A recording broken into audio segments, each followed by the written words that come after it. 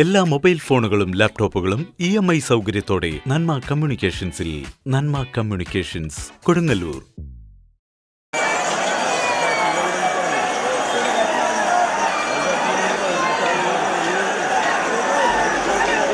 അരമണിക്കിലുക്കി ഉറഞ്ഞു തുള്ളിയ ചെഞ്ചേലിയുടുത്ത കുരുമ്പക്കാവിൽ ആയിരങ്ങൾ അശ്വതിക്കാവു തീണ്ടി. ഭക്തിയുടെ നിറം ചോരച്ചുവപ്പാണെന്ന് വീണ്ടും വീണ്ടും പള്ളിവാളാൽ എഴുതിച്ചേർത്ത അശ്വതി നാളിൽ കുരുമ്പക്കാവ് വീണ്ടും യുദ്ധക്കളമായി.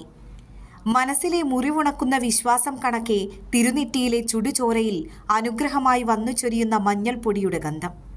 കലിയുടെ മൂർധന്യത്തിൽ സ്വയം സമർപ്പിച്ച അമ്മയുടെ മടിത്തട്ടിൽ അഭയം തേടി കോമരങ്ങൾ.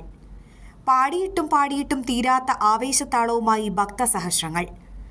ഐതിഹ്യങ്ങൾ, ആചാരങ്ങൾ അലകടലിളകും കണക്കെ ഇരമ്പിയുണർന്നു കുരുമ്പക്കാവ്. കാലം എത്ര കഴിഞ്ഞാലും കുറയാത്ത ആവേശത്തിന്റെ ചിലമ്പൊലി ഉയർത്തി കാവു തീണ്ടാൻ എത്തിയവർ ഒന്നല്ല, 1000മല്ല. കോട്ടയിൽ കോവിലകത്തു നിന്നും വലിയ തമ്പുരാൻ കുഞ്ഞുണ്ണിരാജ പല്ലക്കിൽ എഴുന്നള്ളിയതോടെ കാവുതീണ്ടൽ ചടങ്ങുകൾക്ക് തുടക്കമായി. പതിവ് പൂജാകർമ്മങ്ങൾ പൂർത്തിയാക്കി ശാന്തിമാർ ശ്രീകോവിലൊഴിഞ്ഞതോടെ വലിയ തമ്പുരാന്റെ അനുമതിയോടെ അടികൾമാർ തൃച്ചന്ദന ചാർത്ത് പൂജ തുടങ്ങി. കുന്നത്തുമഠം, നീലത്തുമഠം, മഠത്തിൽ മഠം എന്നീ 3 കുടുംബങ്ങളിലെ പ്രതിനിധികൾ ചേർന്നാണ് ശക്തേയ വിധി പ്രകാരമുള്ള പൂജ നിർവഹിച്ചത്.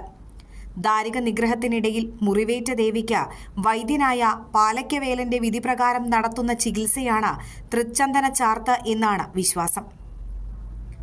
7.5 നാഴിക നീണ്ടുനിന്ന പൂജയിൽ കരിക്കിന്നീരും മഞ്ഞൾപ്പൊടിയും ചേർത്തുണ്ടാക്കിയ മിശ്രിതം കടുകിട തെറ്റാതെ കർമ്മങ്ങളിലൂടെ ദേവിക്ക് ചാർത്തിയതോടെ തൃച്ചന്ദന ചാർത്ത് പൂർത്തിയായി.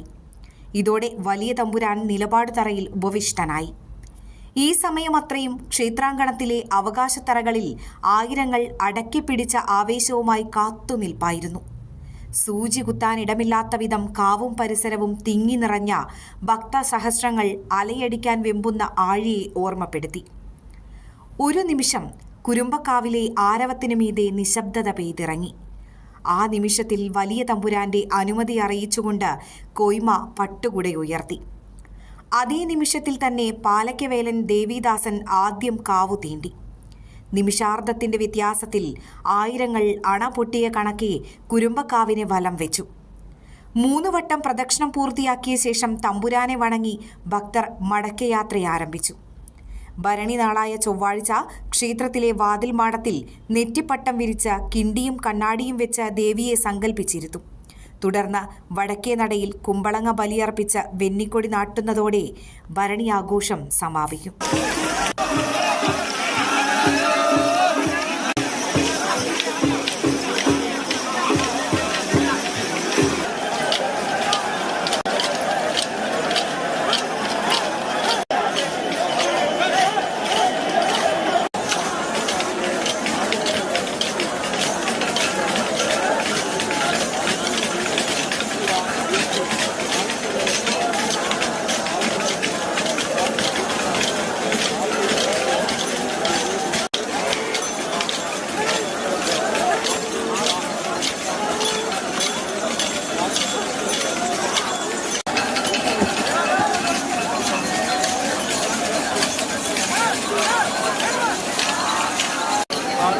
വളം വയ്ക്കുക എന്നുള്ളതാണ് കാവുതീണ്ടൽ എന്ന് ഉദ്ദേശിക്കുന്നത്.